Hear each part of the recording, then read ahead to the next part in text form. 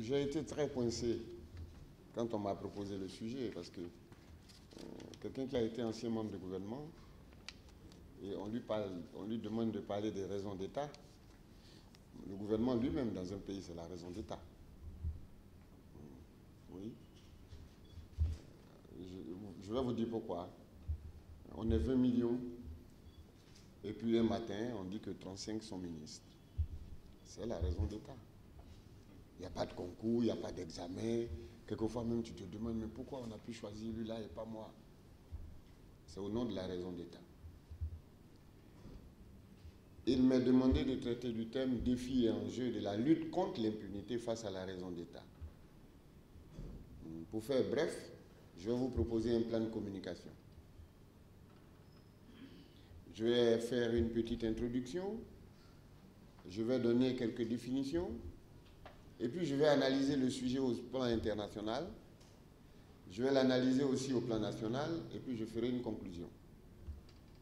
Ceci dit, quand on analyse en guise d'introduction, quand on analyse le contexte mondial aujourd'hui, contexte mondial post-guerre froide bien entendu, on a l'impression qu'il y a un vent de moralisation de la vie publique qui souffle sur tout le monde entier.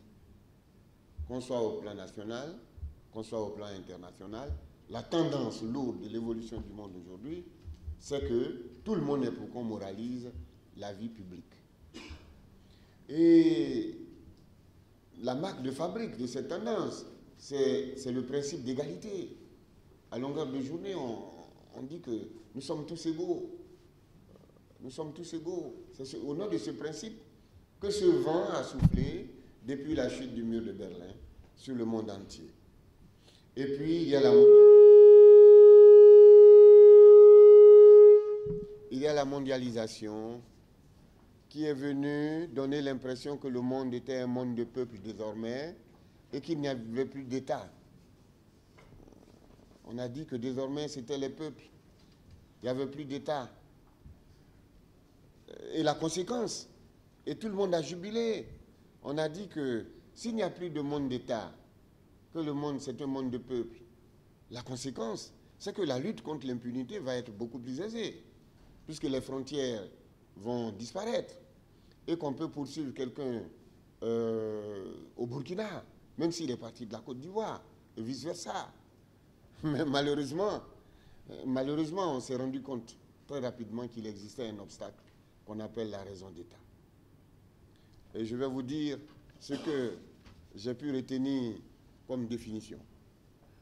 Je fouillais sur Internet, parce que c'est l'autoroute aussi de la liberté, et je me suis dit que sur Internet, j'ai vu quelqu'un qui a écrit que la raison d'État, c'était un principe en vertu duquel l'intérêt de l'État prime toutes les autres considérations, et c'est là le plus important, y compris celle du droit et de la morale.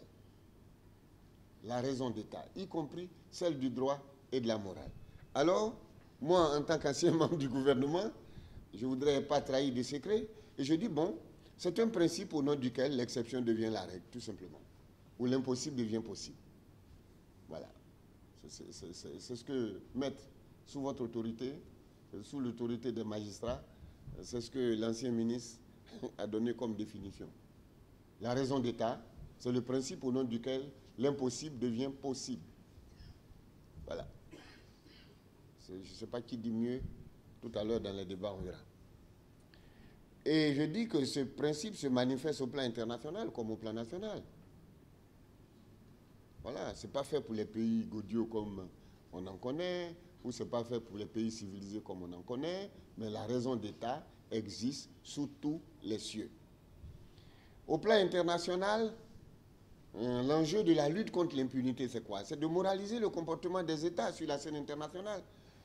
Faire en sorte qu'on ait des États vertueux et que les États ne soient pas dangereux, ne soient pas des dangers permanents pour les autres, pour les déstabiliser. Mais malheureusement, quand on a dit cela, les défis sont très clairs. Tant qu'il existera le principe de souveraineté, la raison d'État sera un frein à l'impunité. Parce que vous pouvez avoir des crimes ici, vous pouvez les qualifier comme vous voulez, mais au-delà de la frontière, ce crime peut ne pas avoir la même qualification. Donc, celui qui est susceptible d'être poursuivi ici peut être le bienvenu ailleurs. Voilà. Tout simplement au nom du principe de la souveraineté. Et puis, tant que le mot puissance a un sens, puissance, vous voyez ce que veut dire puissance, power, c'est-à-dire celui qui vous fait faire ce que lui-même ne peut pas faire ou ne veut pas faire, ou celui qui fait ce que vous dites de ne pas faire. Voilà. Tant que le mot puissance, tant qu'on parlera de grande puissance, tant qu'on parlera de superpuissance, l'impunité connaîtra des sorts que nous ne voulons pas face à la raison d'État. Et puis, à l'origine, il y a le droit de veto. Oui, le droit de veto, qui est l'existence suprême même de la raison d'État. Qu'on soit 192 États et que 5 seulement aient le droit de veto, mais je dis que c'est au nom de la raison d'État, tout simplement. Au nom de ceux qui ont gagné la Seconde Guerre mondiale. Ils disent, nous, on a gagné la Seconde Guerre mondiale et nous avons le droit de veto. Bon, je ne sais pas, au nom de la raison d'État. Voilà. Donc, mesdames, messieurs, au plan international, je pense que le droit de veto qui fait que la réforme de l'Organisation des Nations Unies n'est pas possible, n'est pas envisageable à l'échelle d'une vie. À l'échelle d'une vie. Je pense que cela aussi constitue un frein à l'impunité parce qu'il consacre la politique de 2 poids 2 mesures dans la gestion des responsabilités judiciaires des États. Tout simplement. Les plus faibles ont des obligations. Les plus forts ont des licences. Je n'en dirai pas davantage. Des licences. Même pas des droits. Des licences. On vous dit que le panneau de limitation de vitesse est à 120, mais au nom du droit de veto, il va à 240. Voilà. Je n'en dirai pas davantage. La guerre illicite ou la guerre illégale de l'Irak reste dans nos mémoires. Ce n'est pas moi qui le dis, mais l'assassinat du président Kadhafi reste dans nos mémoires. Aucune résolution ne disait de l'assassiner. C'est au nom de la raison d'État. Voilà, on pourrait multiplier les exemples. Il a cité Guantanamo. Au plan national, les enjeux, c'est toujours la moralisation du comportement de tous les citoyens, des plus humbles aux plus illustres. Je dirais même que la lutte contre l'impunité, c'est la tentative de généralisation de la pratique de la bonne gouvernance. C'est l'instauration de la gouvernance démocratique comme outil de gestion des affaires publiques et privées. Je dis bien gouvernance démocratique. Gouvernance démocratique. On pourra en débattre. Et les défis, au plan national, c'est la démocratie, malheureusement. Oui, ça, c'est une trouvaille de l'Institut africain de développement et de stratégie. Nous disons que la démocratie, aujourd'hui, telle que nous la pratiquons, il faut la moderniser. Parce qu'on dit qu'on fait des élections et on ne tient pas compte du taux de participation. Et on dit que la démocratie, c'est le gouvernement du peuple, par le peuple et pour le peuple. Mais si 30% de l'électorat a voté, il y a 70% qui n'ont pas voté. Mais les 70% normalement représentent le peuple. Si on veut être conséquent avec nous-mêmes, si vous êtes 100, que 30 personnes votent, que 70 n'ont pas voté, normalement, ce sont les 70 qui représentent la majorité. Donc si vous avez 80% des 30%, je suis désolé, vous êtes majoritaire, mais majoritaire d'une minorité. Et donc nous pensons que la lutte contre l'impunité doit regarder cela. Comment on va moderniser la démocratie? Et à l'Institut africain de développement et de stratégie, nous disons que désormais, on ne doit valider les élections que si le taux de participation est supérieur à 50% au moins. Voilà. Comme ça, on sait que c'est le peuple qui a voté. Et on votera jusqu'à ce que le peuple vote. Maintenant, est-ce qu'il faut contraindre les gens à voter comme en Belgique? Ça aussi, comme il y a le mot contrainte, il appartient aux juristes de nous dire si cette contrainte est une contrainte au nom des droits de l'homme, au nom de la raison d'État, ou bien si c'est une contrainte qui viole les droits de l'homme. Selon nous, ce serait une très bonne contrainte au nom de la raison d'État. Je dis que la lutte contre l'impunité a des difficultés face à la trop forte concentration des pouvoirs. Quelquefois, dans certaines démocraties, une fois qu'on a fini les élections, qu'on a proclamé les résultats, ben voilà, au nom de ce qu'on a gagné à X%, on concentre souvent les pouvoirs et ça freine la lutte contre l'impunité. le manque d'autonomisation des citoyens, la prise de décision sans associer les citoyens, c'est aussi source, c'est aussi blocage, c'est aussi un obstacle de notre désir de lutte contre l'impunité.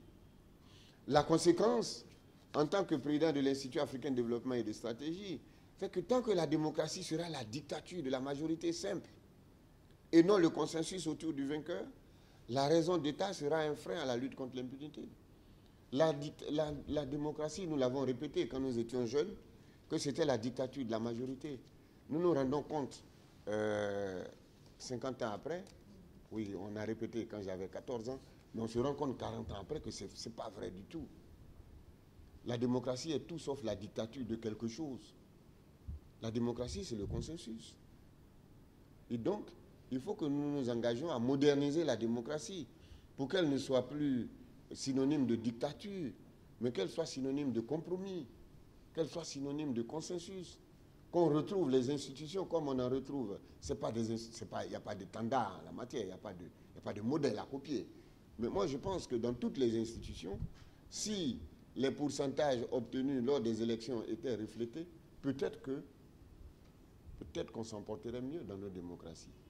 C'est-à-dire, si vous avez gagné à 40% de 51%, bien entendu, pour être logique. Alors, au gouvernement, vous avez 40% des ministres. Alors, au Conseil économique et social, vous avez 40% des conseillers. Alors, à la Cour suprême, vous avez 40% des conseillers, ainsi de suite. C'est possible. Et même dans les ministères, vous avez 40% des collaborateurs. Voilà. C'est une terre nouvelle que nous défrichons et on pourrait en débattre. Et nous pensons que si c'est respecté, alors la lutte contre l'impunité pourra avoir quelquefois raison de la raison d'État. Ceci dit, puisque nous n'avons pas beaucoup de temps, nous allons conclure. Nous disons que la lutte contre l'impunité est un désir noble. Tout le monde le souhaite. Tout le monde veut que cela soit possible. Mais au plan international, les contradictions entre les États puissants et les États faibles, le droit de veto, parce que le droit de veto est une contradiction entre les plus forts et non. Voilà, c'est un nounoiement collectif, je dis pas. Quand je dis nous, ce n'est pas ma personne, c'est nous là. Voilà. Pays en voie de développement, pays moins avancés. C'est une très grande contradiction au plan international qui freine la lutte contre la pauvreté. Parce que l'ONU qui est la source de toutes ces règles, convention de ceci, convention de cela, est plombée par le principe de ce que 5 États, et ce n'est pas les plus puissants, pour le moment, si on prend les autres indicateurs de puissance. Voilà, parce que la puissance n'est plus seulement une puissance militaire, qui peuvent avoir une puissance relative, ont le droit de veto depuis 1945. Moi, je pense que réfléchissons à cette question-là pour donner un sort meilleur à la lutte contre l'impunité au plan international. Et puis, il y a la contradiction entre les États puissants eux-mêmes, le principe de dissuasion. Vous voyez la stabilisation des fronts en Syrie. C'est au nom du principe de la dissuasion. Bon, je ne regarde pas ce que tu fais, tu ne regardes pas ce que je fais. La Chine a son Tibet, personne ne regarde là-bas. La Russie a sa Tchétchénie, personne ne regarde. Je n'en dirai pas davantage pour ne pas créer d'incidents diplomatiques, mais ce sont des fruits de ma lecture. Je pourrais préciser les sources, comme ça, ce n'est pas moi. Donc, au nom de ce principe, la lutte contre l'impunité aussi a des problèmes, au plan international. Et puis la contradiction entre nous, les États faibles, nos conflits par procuration. Vous êtes soutenu par tel grand, l'autre est soutenu par tel autre, et puis on se bat. Et puis le héros d'ici est le diable de là-bas. Bon, ben voilà. Je pense que ce sont des éléments qui freinent aussi la lutte contre l'impunité. Et puis au plan national, les pathologies de la démocratie doivent être corrigées. Voilà, mesdames, messieurs, c'est un plaidoyer que je fais. Nous, intellectuels, nous devons réfléchir sur ce que c'est que les pathologies de la démocratie. Un taux de participation en deçà de la majorité, c'est en train de devenir frustrant sous les tropiques. Ce qui fait que les politiques sont devenus très paresseux. Ils ne font pas d'efforts. Ils disent, oh, de toute façon, même si on est élu à 30% de taux de participation, c'est bon. L'essentiel, c'est qu'on ait 80%. Et je pense que c'est cette paresse que nous devons combattre ensemble pour que la lutte contre l'impunité puisse connaître un sort meilleur et que la raison d'État recule et que la règle soit la règle et que l'exception reste l'exception, au lieu qu'au nom de la raison d'État, l'exception devienne la règle. Mais je pense avoir épuisé mon temps de parole. Mesdames, Messieurs, je ne peux que vous remercier. Merci.